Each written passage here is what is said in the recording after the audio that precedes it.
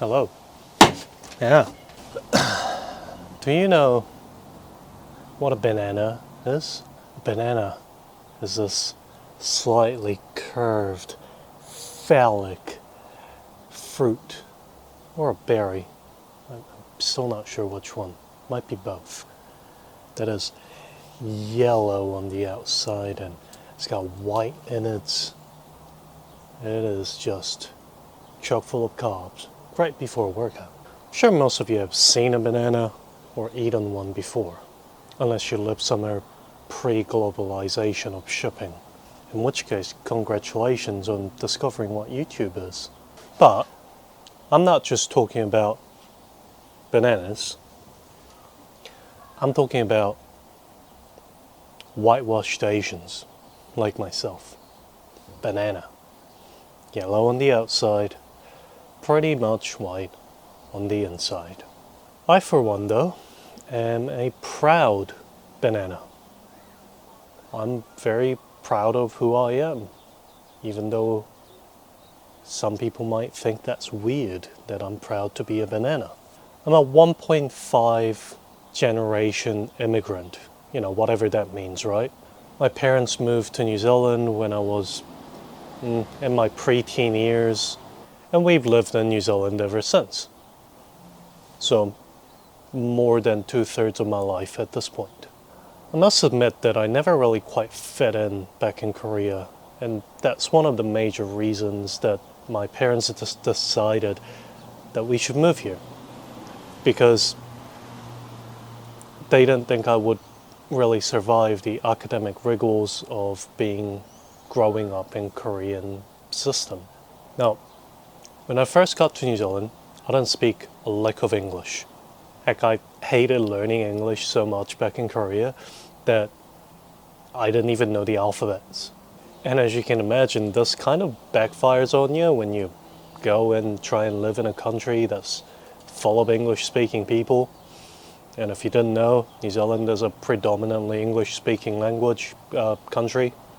So when I first got to New Zealand and I started my last year of primary school here, it's safe to say that I felt a little challenged in the fact that I spoke absolutely none of the language. During my first few weeks, I was paired up with the only other Korean kid in the class. He was a second generation immigrant. His parents, he was born here instead of having moved here sometime through his childhood. And his Korean was rather limited. He was also a bit of a dickhead. And yeah, the teacher asked him to look after me, which is a pretty big ask for a teacher to do to a student. It's not their job, I know. I'm a teacher myself and I kind of feel sorry every time I'm in that situation myself. But still though, and if you're that guy, I don't even remember your name, if you were that guy, I hope you understand that you just made someone who was going through something very difficult life even more difficult than it had to be. So, great job, what a great human being you were. It was, however, though, a real good motivation for me to start branching out to non-Korean speaking people as my friends. And frankly, I do see this as a big mistake that most people make when they come to New Zealand, or I suppose they go and live in any other country that's not native to their tongue. And they only ever hang out with people that they have a shared language with. And frankly speaking, it does you no good if you're trying to learn a new language anyway. But anyways, that's a whole different point on learning a language or the kind of mistakes I see immigrants or international students making in New Zealand. But that's besides the point. But like I said, it was a real good motivator for me to go out and make new friends. And because of that, throughout most of my school life, I had absolutely zero Korean friends. And in fact, I still don't have any Korean friends. I've got family friends, they're friends of my parents, and they happen to be Korean, but that's very different to people whom I've met who are in my age level, and that I've become friends with them instead of through a mutual relationship. A large part of that was growing up, was the friendship I had with my neighbors. They were Kiwi. Daniel and Luke, you guys were absolute best people I could have ever asked for to grow up with. And at school I had Indian, Kiwi, South African, Pacifica, Maori, all sorts of friends. Though I did kind of shy away from East Asians for one reason or another, mostly because I found most of them to just want to be friends with people who spoke Chinese, if they were Chinese, who spoke Japanese, and so on. I must say the Filipinos have been kind of I suppose they are Southeast Asians, anyway. And I suppose it's thanks to these kind of interactions that most people, that when I speak to them, mistake me as a New Zealand-born Kiwi, or Kiwi Asian, however you want to label things.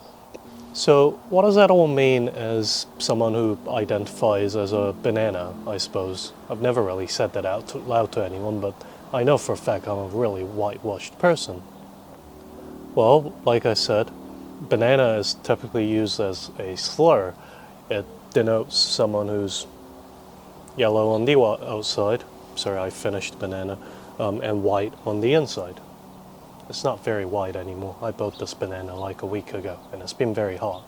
And frankly, in a way, growing up in a white country, I kind of didn't like the fact that I was Asian.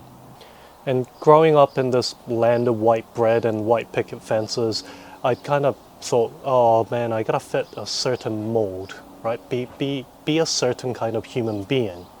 I'm Asian, so I must be good at math. I'm Asian, so I must be good with technology.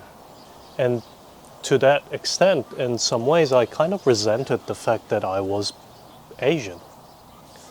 I stood out going anywhere with my white friends, going to the mall, going to the beach.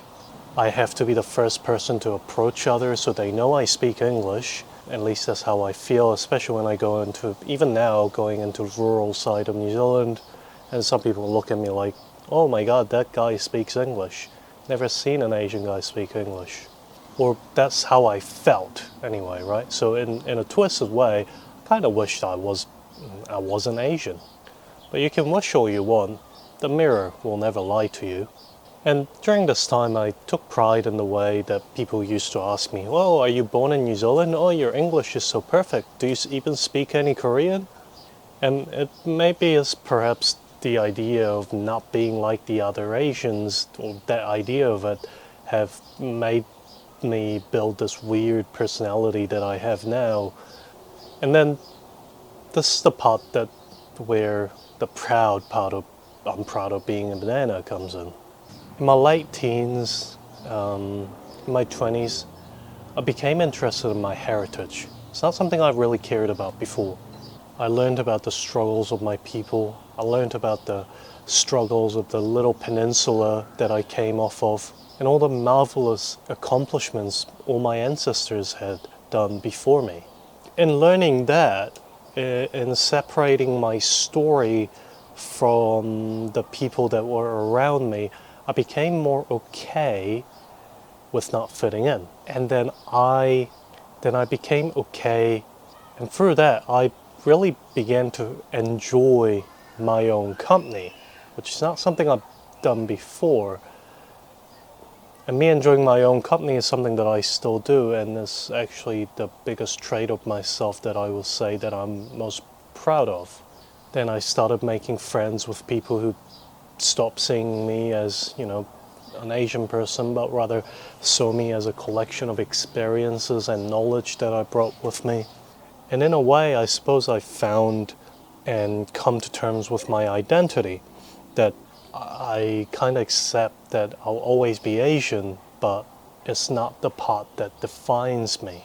And I've come to terms with my whitewashing too, I speak better English than I do Korean. I probably know more about world history or even New Zealand history than I do my Korean ancestry. But that is not what defines me either. I am proud of my heritage. I can speak two languages, I can appreciate multiple cultures and celebrate the different cultures And these experiences have become part of who I am. And I suppose if a kiwi and a persimmon made a banana, then I must be a banana. And I think if you yourself are struggling with your identity as a Asian person living in a white country and struggling with the fact that you may be a banana, I just want you to understand that being a banana is not about being whitewashed.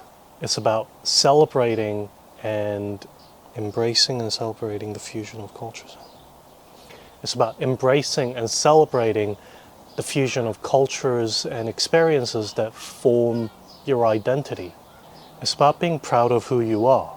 Go celebrate what uniqueness you are instead of trying to do what I used to do, which is try and fit myself into this mold created by society. And that is what I mean by when I say I am proud to be a banana. Because at the end of the day, I am proud of what I look like on the outside and how I feel on the inside. I hope that rambling made any sense to you. If you enjoyed that, please leave a like, leave me a comment, subscribe, etc. and all that. Kind of had this video in the works for a while.